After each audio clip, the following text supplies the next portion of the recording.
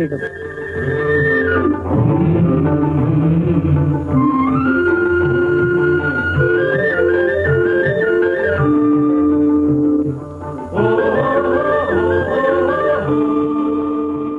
നമസ്കാരം പ്രിയ വയലും വീടും ശ്രോതാക്കളെ.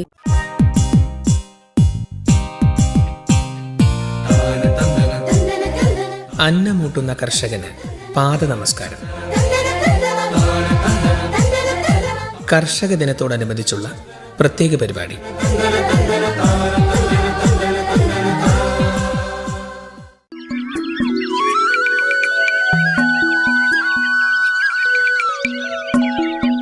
ചിങ്ങമാസം പിറക്കുന്നത് വിളവെടുപ്പിന്റെ ആഘോഷത്തിമിർപ്പും കർഷകന്റെ സന്തോഷത്തിമിർപ്പുമായാണ്.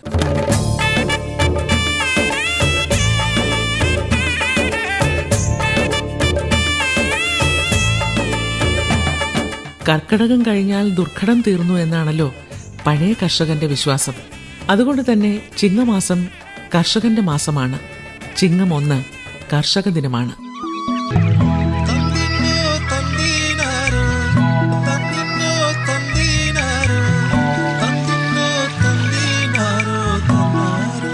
പേര് പ്രദീപ് എന്നാണ്. നിങ്ങൾ കുറച്ചുപേരൊക്കെ എന്നെ കണ്ടിട്ടുണ്ടാവും. ഇവിടെ അടുത്ത് തന്നെയാണ് വീട്. അപ്പോൾ ഞാനൊരു ചെങ്ങാലിക്കോടൻ വാഴ കർഷകനാണ്. അത് നമ്മുടെ നാട്ടിൽ പറഞ്ഞാൽ ഈ മുള്ളൂക്കര പഞ്ചായത്ത്, വരൂര്, ഈ പാഞ്ഞാള്, ഇങ്ങനെ 2-3 പഞ്ചായത്തിൽ മാത്രം കൃഷി ചെയ്യുന്ന ഒരു സാധനമാണ് ഈ ചെങ്ങാലിക്കോടൻ വാഴ. അത് നമ്മുടെ ഈ മണ്ണിനെ മാത്രം, ഈ പ്രദേശങ്ങളിലെ മണ്ണിൽ മാത്രമേ അത് ഉണ്ടാവുള്ളൂ. അങ്ങനെയാണ് ശാസ്ത്രജ്ഞന്മാരൊക്കെ കണ്ടെത്തിയിട്ട് പറയണത്. അതുകൊണ്ടാണ് ഈ വാഴയ്ക്ക് GI പ്രൊഡക്റ്റ് എന്ന് പറയും. അത് ഭൗമസൂചിക പദവി കിട്ടിയിട്ടുള്ള വാഴയാണിത്, ചെങ്ങാലിക്കോടൻ. അതായത് ഈ വാഴ ഈ പ്രദേശത്ത് മാത്രമേ ഉണ്ടാവുള്ളൂ. വേറെ എവിടെ ഉണ്ടായാലും ഈ വാഴ ഗുണങ്ങളും അതിൻ്റെ ആ ടേസ്റ്റ് ഗുണം ഇതൊക്കെ ഈ മണ്ണിൽ ഉണ്ടാക്കിയാൽ മാത്രമേ ഉണ്ടാവുള്ളൂ. അപ്പോൾ പല ഭാഗത്തേക്ക് ഇത് കന്ന് കയറ്റി കൊണ്ടുപോയിട്ട് അവിടെ വെച്ച് ഉണ്ടാവും, വാഴ ഉണ്ടാവും. പക്ഷെ ഇവിടെ ഉണ്ടാവുന്ന വാഴ ഗുണങ്ങളൊന്നും അവിടെ ഉണ്ടായിട്ട് ആരും കിട്ടിയിട്ടില്ല. അതാണ് ഈ കായ്ക്ക് ഈ ഭൗമസൂചിക അവാർഡൊക്കെ ബഹുമതി കിട്ടാനുള്ള കാരണം. ഞാനിതിൽ വരാൻ കാരണം, ഞങ്ങൾ പാരമ്പര്യമായിട്ട് കൃഷിക്കാരാണ്, കർഷക കുടുംബമാണ്. എനിക്കൊരു ചെറിയ ജോലിയൊക്കെ ഉണ്ടായിരുന്നു ആന്ധ്രയിൽ. അപ്പോൾ അത് വലിയ മെച്ചമായില്ല. അപ്പോൾ ഞാൻ തിരിച്ചിങ്ങോട്ട് വന്നിട്ട് ഫുൾ ടൈം കൃഷിയായിട്ട് കൂടി. അപ്പോൾ അങ്ങനെയൊക്കെ വലിയ കുഴപ്പമില്ലാതെ പോകണം. അപ്പോൾ എല്ലാവരും നല്ല രീതിയിൽ പഠിക്കും വേണം, വീട്ടിൽ കുറച്ചൊക്കെ കൃഷിയും ചെയ്യുക. എല്ലാവരും കൃഷിയും ചെയ്യണം. കൃഷി നല്ല പരിപാടിയാണ്. അപ്പോൾ എല്ലാവർക്കും ആശംസ തരുന്നു. ഇതാരെങ്കിലും കണ്ടിട്ടോ? ഇത് മുന്നാരെങ്കിലും കണ്ടോ? ഇതാണ്ട് പണ്ടത്തെ കാലത്ത് നെല്ലൊക്കെ കോരിയുന്ന സാധനം, കയ്യില് നെല്ല് പുഴുങ്ങിയിട്ട് കോരിയുന്ന കയ്യില്. ഇത് മരത്തിന്റെ കയ്യില്. ഇത് അന്നത്തെ കാലത്ത് വലിയ വലിയ മരങ്ങളുണ്ടായിരുന്നു, ആൾക്കാരുണ്ടായിരുന്നു, ഉണ്ടാക്കുന്ന ആൾക്കാരുണ്ട്, ഇതിന്റെ ഉണ്ടാക്കുന്ന ആൾക്കാരുണ്ടായിരുന്നു. ഇന്നത്തെ കാലത്ത് ആരും ഉണ്ടാക്കില്ല, ആർക്കും അറിയൂല ഉണ്ടാക്കാൻ, കണ്ടിട്ടുമില്ല. വേണ്ടിട്ടേ തുടിയായിട്ട് ഉപയോഗിച്ചിരുന്നതാ. അടുക്കളയില് വെച്ചിട്ടുണ്ടാവും. അടുക്കളയില് ചുമരിന്റെ അവിടെ അങ്ങനെ ഫിറ്റ് ചെയ്യും. എന്നിട്ട് ഇതിങ്ങനെ തിരിക്കും. ഇതിനകത്ത് കയറിട്ട് കഴിഞ്ഞിട്ട് വെള്ളം പോരും. കപ്പി കപ്പി കണ്ടിട്ടില്ലേ നിങ്ങള്? കപ്പിയുടെ അതേതാണ് ഇത്. പക്ഷെ മരത്തിലാണെന്ന് മാത്രം. ഇതിന്റെ ഈ ഭാഗം ഇരുമ്പിലും.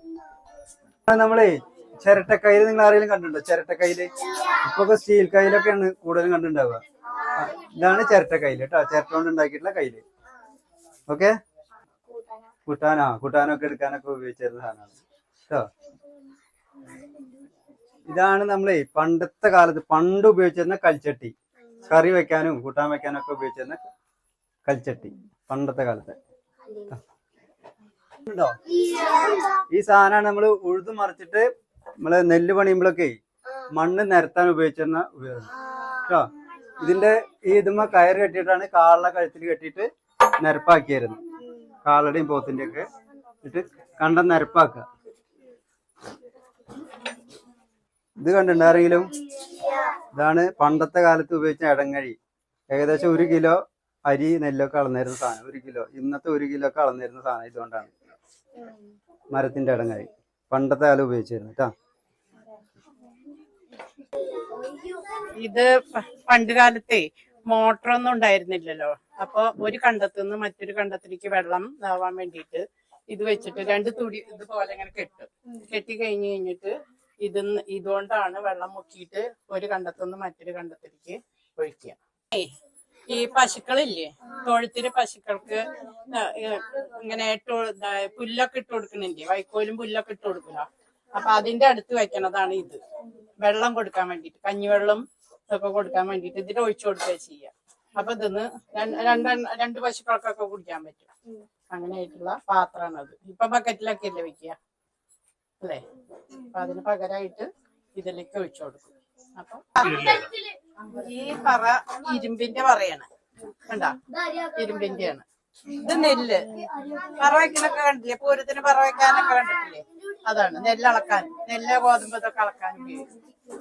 ഇത് നേരത്തെ കാണിച്ചു തന്നില്ലേ, ഇടങ്ങഴി കാണിച്ചു തന്നില്ലേ, അതിന്റെ ഉരിയാണിത്. നാഴി 300 ഗ്രാമൊക്കെ ഉള്ളു.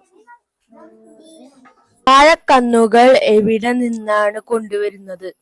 ഇവിടെ കാലങ്ങളായിട്ട് ചെയ്യുന്ന വാഴയാണ് ചങ്ങാലിക്കോടൻ വാഴ. അതിന്റെ കന്ന്, ആ വാഴയുടെ വിത്ത് തന്നെയാണ് നമ്മളെടുത്ത് ഉപയോഗിക്കുന്നത്. പുതുതായിട്ട് വേറെ എവിടെ നിന്നും കൊണ്ടുവരില്ല. വാഴയ്ക്ക് ജലസേചനം എങ്ങനെയാണ്?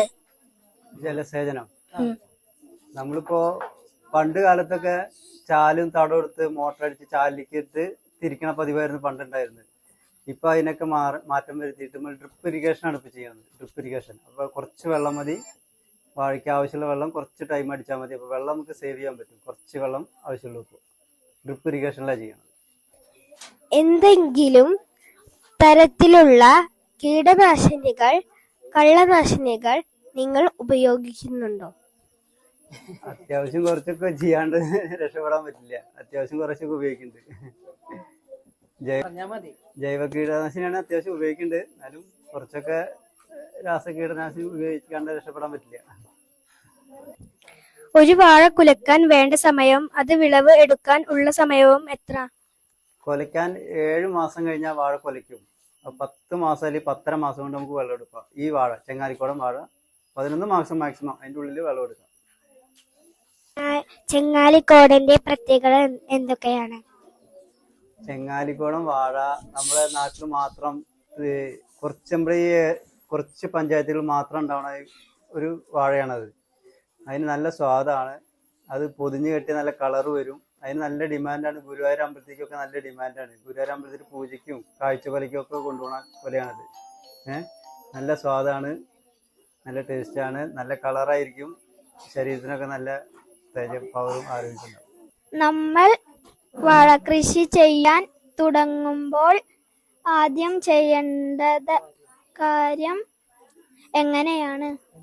നമ്മൾ ആദ്യമൊക്കെ ചെയ്തിരുന്നു, ഇപ്പൊ കുഴി ആൾക്കാരെ വെച്ച് കൈക്കോട്ടുകൊണ്ട് കളച്ച് കുഴി എടുത്തിട്ട് അതിൽ വാഴങ്ങുന്ന വെക്കുന്ന രീതിയായിരുന്നു പണ്ടൊക്കെ ചെയ്തിരുന്നത്. ഇപ്പൊ ആൾക്കാരെ, കൂലിക്കാരെ കിട്ടാത്ത കാരണം കൊണ്ട് ഇപ്പൊ വണ്ടി ചെറിയ ഇറ്റാച്ചി വിളിച്ചിട്ടാണ് തോടെടുത്തിട്ട് വാഴങ്ങുന്ന വെച്ച് ചാണം, ഇല, പച്ചില, ചാണം, വെണ്ണീർ ഇതൊക്കെ ഇട്ട് മൂടി വാഴയ്ക്ക് സ്റ്റാർട്ടിങ് ചെയ്യണം. വാഴ കൃഷിക്ക് വണ്ടിന്റെയും കീടങ്ങളുടെയും ശല്യം ഒഴിവാക്കാൻ നമ്മൾ എന്തെല്ലാം ചെയ്യണം? ഇപ്പൊ അത് ധാരാളം വാഴകൾ കണ്ടുവരുന്നുണ്ട്. ജൈവ കീടനാശിനികൾ ഉപയോഗിക്കാണ്ട് രക്ഷയില്ല. വേപ്പെണ്ണ മിശ്രം ജൈവമായിട്ട് ഉപയോഗിക്കാം. വേപ്പെണ്ണ കലക്കിയിട്ട് അടിക്കാം. പുകയില കഷായം അടിക്കുന്നവരുണ്ട്. പക്ഷെ നമ്മൾ കൂടുതൽ ചെയ്യുമ്പോൾ അതൊന്നും എത്തില്ല. അപ്പൊ നമ്മള് കീടനാശിനി ഒഴിച്ച് അടിക്കുന്നേ വേണം. വാഴ കൃഷി മണ്ണിൽ ജൈവാംശം നശിപ്പിക്കുമെന്ന് പറയുന്നത് ശരിയാണോ? വാഴ കൃഷി